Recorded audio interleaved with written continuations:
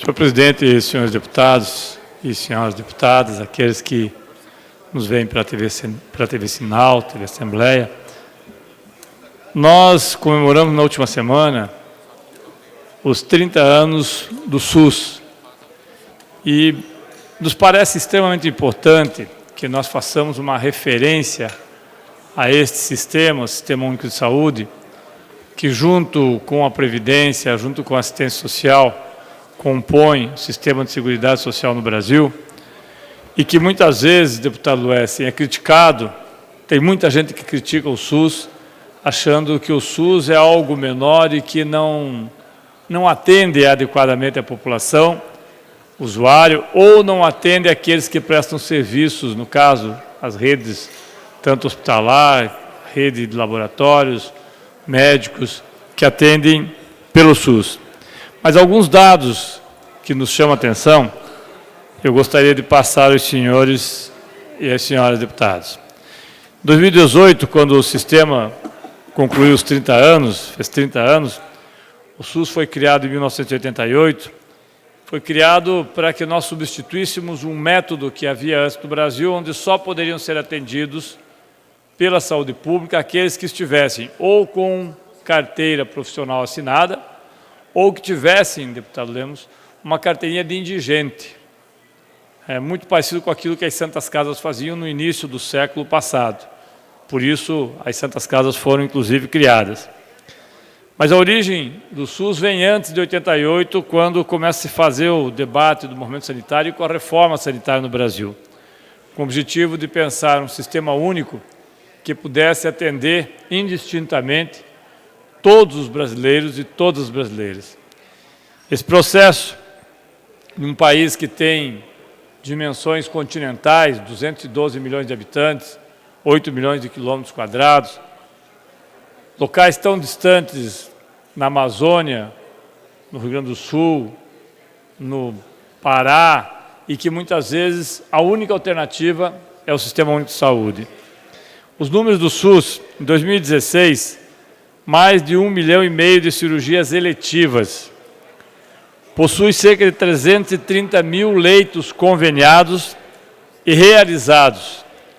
E por ano, esse número é por ano, 330 mil leitos conveniados. É muita coisa. É muita coisa. Nenhuma rede no mundo todo tem o atendimento que o SUS tem. Para aqueles que algumas vezes olham para países como os Estados Unidos, que tem uma população maior do que a nossa, mas que às vezes olham e acham que aquilo lá é o modelo, americano, ainda que tenha algum tipo de cobertura após o governo de Barack Obama, não tem nada nem semelhante nem próximo disso. Nada, absolutamente nada, que se assemelhe ao que nós temos aqui no SUS. O SUS tem hoje, nos seus 30 anos, o SUS conquistou uma série de avanços para a saúde do nosso povo.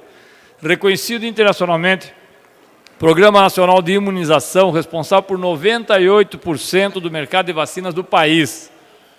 É um dos destaques, justamente por ter feito, através dessa imunização, com que nós tivéssemos uma diminuição do número de óbitos de crianças até os 3 anos de idade.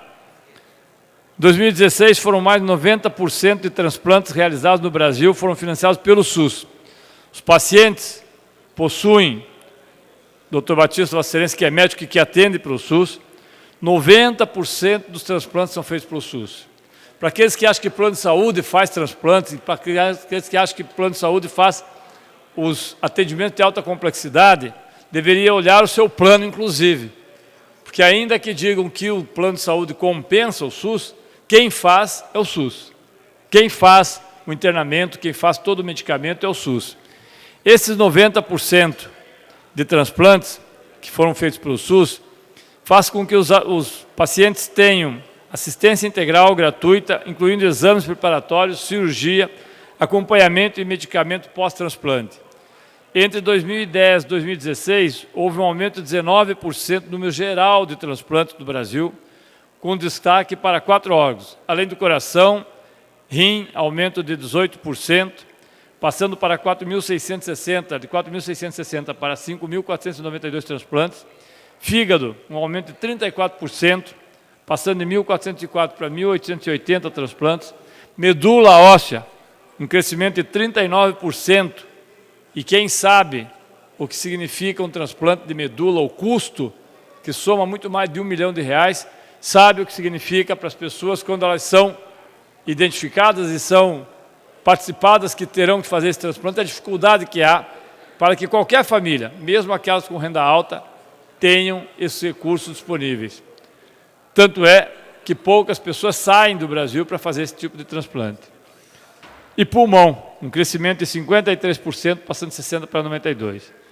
Também, e é importante que se ressalte, o Brasil foi pioneiro e uma das referências do tratamento de AIDS, HIV, pelo SUS. Quando fizeram todo o coquetel retroviral, foi pelo SUS que foi entregue. Nos últimos anos, nós temos tido derrotas na saúde. E uma das mais significativas e que vai se persistir, se projetar para os próximos anos, foi justamente a PEC 55. Aquela que diz que durante 20 anos nós não podemos ter aumento dos gastos, a não ser o valor percentual inflacionário, na saúde, na educação, segurança, meio ambiente. Ou seja, o Estado, daqui a 20 anos, terá os mesmos gastos que teve em 2017.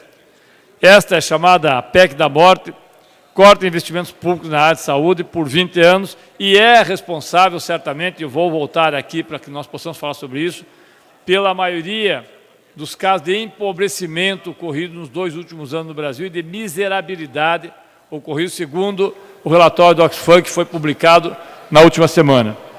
Por isso, eu venho a esta tribuna para dizer que nós, do Partido dos Trabalhadores, que durante muito tempo, ainda antes de ocorrer a possibilidade do Partido dos Trabalhadores ser registrado como partido, muitos daqueles que posteriormente vieram afiliar-se ao Partido dos Trabalhadores faziam a luta pelo SUS. E hoje nós temos que reconhecer que o SUS passa por dificuldades, o SUS precisa adequar as suas tabelas, precisa adequar os seus pagamentos para os profissionais, mas sem o SUS, a nossa saúde certamente não existiria.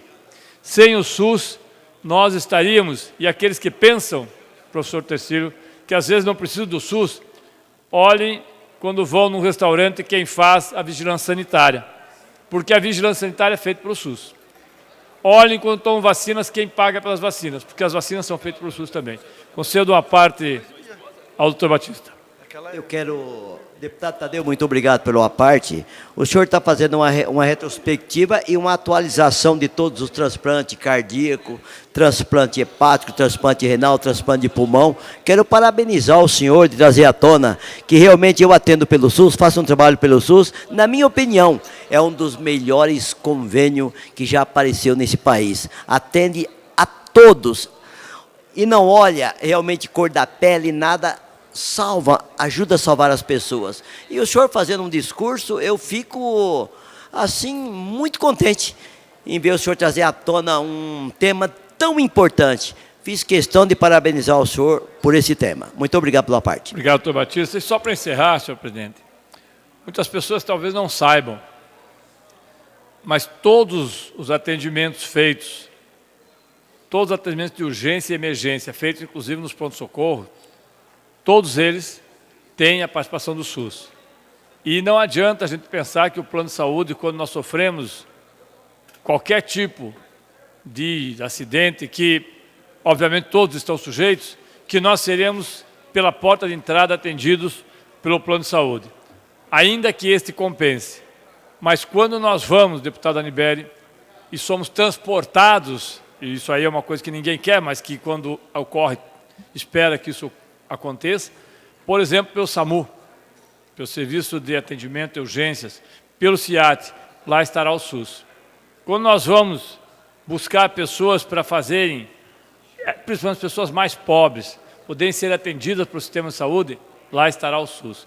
Então eu creio que nós temos que olhar o SUS como uma conquista do povo brasileiro, de todos os governos, desde 1988, destes que passaram, e eu espero que dos próximos governos também, porque seria um caos para a saúde nacional, para a saúde brasileira, nós não darmos atenção a este que é, sem dúvida nenhuma, se não o melhor, um dos melhores planos de saúde do mundo todo. Obrigado, senhor presidente, senhores deputados, vida longa ao SUS.